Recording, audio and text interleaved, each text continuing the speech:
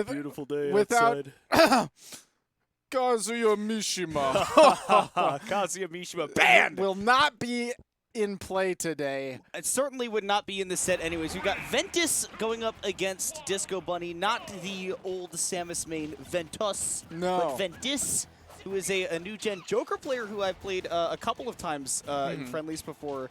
Been pretty impressed, seen him around the bracket a couple of times. I think it's done really well in a couple of the redemption brackets as well. But DisqoBunny, oh, you know him, you love him, and he is back with the monkey, the Diddy Kong.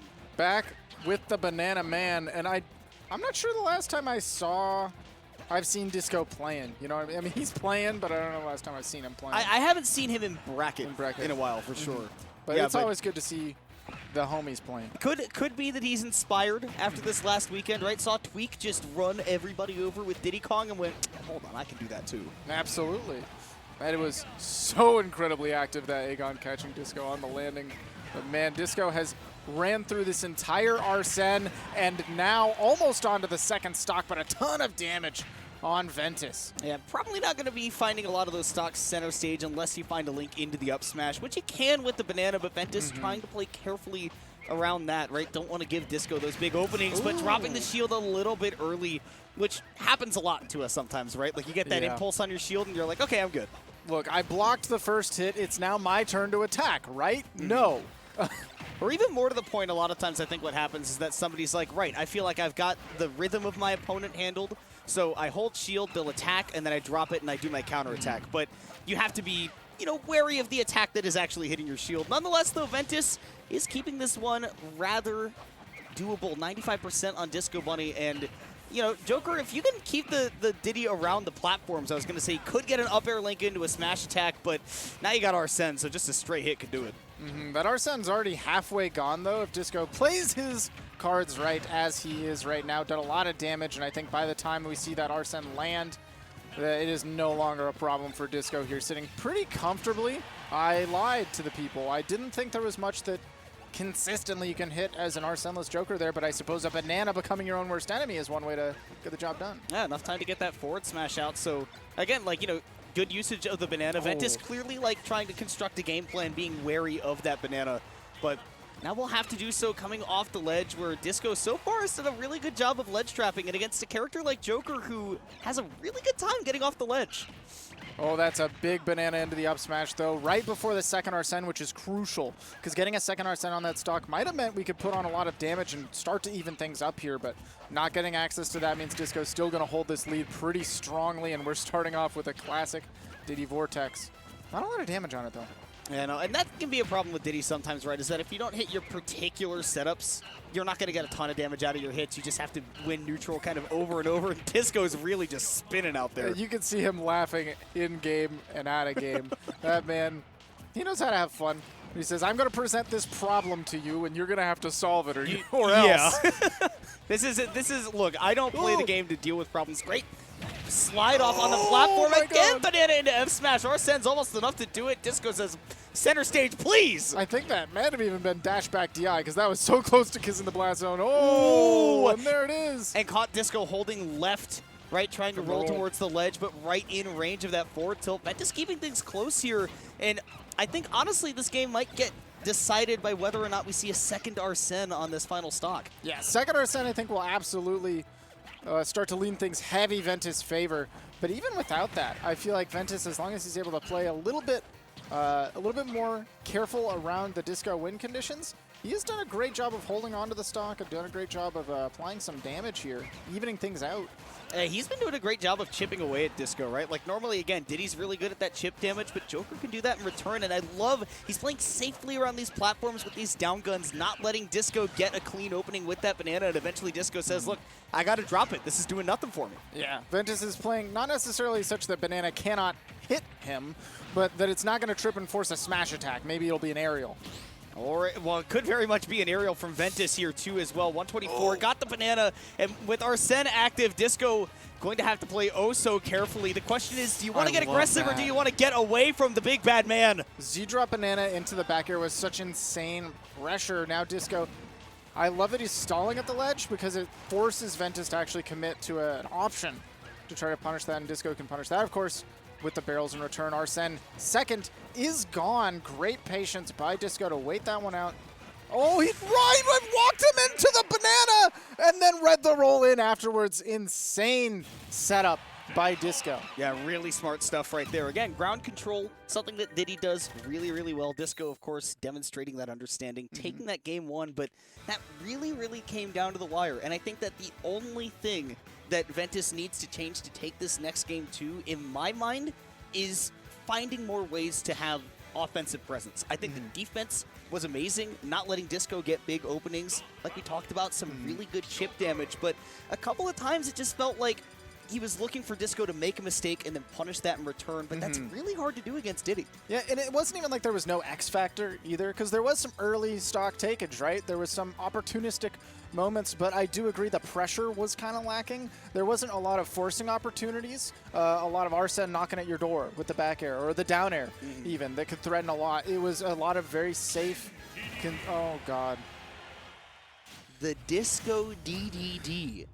That is a D4 Dark Dreams Don't Die quadruple D action. Oof. As we go back to Pokemon Stadium 2, this... How long has this tag been, man? You know, around. I have seen it plenty of times. I've seen. I just didn't recognize that that's what it was for the entirety of the last game. It has been. I love that for him. Well, we'll see if the DDD change. Now, I'm not entirely shocked to see this. I know that Disco's played DDD before. Yeah.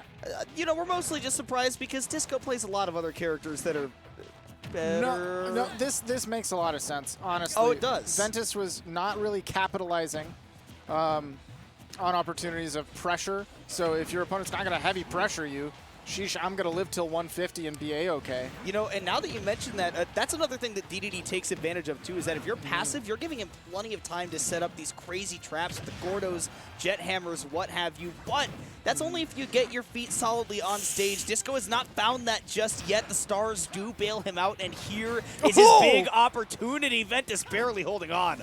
And the thing is, even if you have an opportunity to use Arsene the whole way through, you might not KO DDD, and then he's just living at a bunch of percent. He's going to use Rage, and look, Joker's not light per se.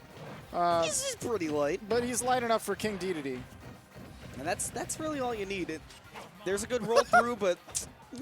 I really thought that was going to reach, and with Arsene, I think it would have.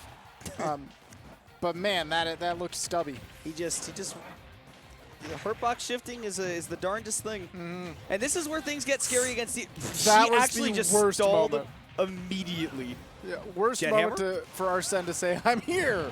Reaching out across these new frontiers. Sorry. Loving the new Sonic game. Ventis says there is no such love here for DisqoBunny.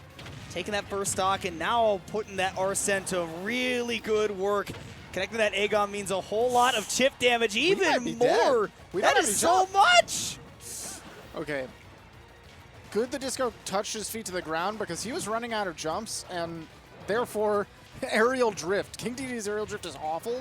So even if you're not able to, you know, KO him, if you can just take away some of the jumps and send him off to the side, he might not make it back. Wait, there's no making it back from that one. No. That is the classic DDD ledge trap. I mean, again, with the amount of setups that he got as this character, got to take advantage of him. There's that Gordo sitting at the ledge, giving Disco a little bit of a shield, but at 143, Ventis just needs one more solid hit off stage, such as back air or waiting and jumping around the star that time. He is in the zone right now. I'm liking what I'm seeing from Ventis. Absolutely. Has made some adjustments from earlier on. He won't let the tricks catch him twice, and that is death sentence for anyone trying to toss out the Gordos. Big adaptation from Disco to swing in with the forward tilt pretty quick. See, Ventis, though, really needs to, again, try to be able to find some opportunities to put on that pressure. With Arsene active, you've got a golden opportunity to really put on that pressure, but being careful around that Gordo is key because you get hit by just a spare one of those, you lose about 10% of your entire Arsene meter. I would love to see Ventis respect the Gordo less with shield and more with an attack. You got to treat it similar to like Ice Climber's Ice Block. It's a fake projectile. As long as you are cognizant and able to keep pressing those buttons, it is a projectile for them to deal with. If you watch top-level players, the way that they deal with a lot of projectiles, if they can, is they'll just trade with it. And this is not trading with it. You can turn that into your projectile if you hit it back. And Joker has some disjoints, so you can absolutely do that if you are precise with your spacing. But Ventis dashing right back into DeDeDe's loving arms. Love that he takes the time to do a slow recovery there, but Disco gets him on that roll in. Couple of really nice ledge traps, which normally that's the thing that Joker can maneuver around, but against the likes of King DeDeDe, it is a bit more difficult. I hope Ventis doesn't forget his vest. Oh, yeah. It's a very nice looking vest. It is a nice jacket. It's a good orange. I don't even know pick if it's up orange. yeah, there we go. There we go. Oh, no, that's Chef. Chef's just getting it out of the way. Chef's just like, it's not. I don't want this vest. I'm not. Look, I'm already dripped up. I don't need to borrow somebody else's. And Chef is quite visible enough as he is. He does not need a high visibility George Costanza puffy jacket. Yeah, no neon look at me signs. He does that through his gameplay. Exactly. Man, I got so distracted by the jacket, as one might, I forgot what the heck I was talking about. I don't even need a distraction to do that. I can forget what I'm talking about mid-sentence. I can start a sentence, know where I'm supposed to go, and then I feel like I'm not being understood enough, so I want to try to add like a metaphor in there. And then I'm like, okay, now that I'm done with the metaphor, I mean, really, this is supposed to say something. I don't know. I don't know. I had a point and I lost it, but what were we talking about? Not sure. And you know what? You have plenty of time to think about it because we are going to do a quick commentary swap. Disco.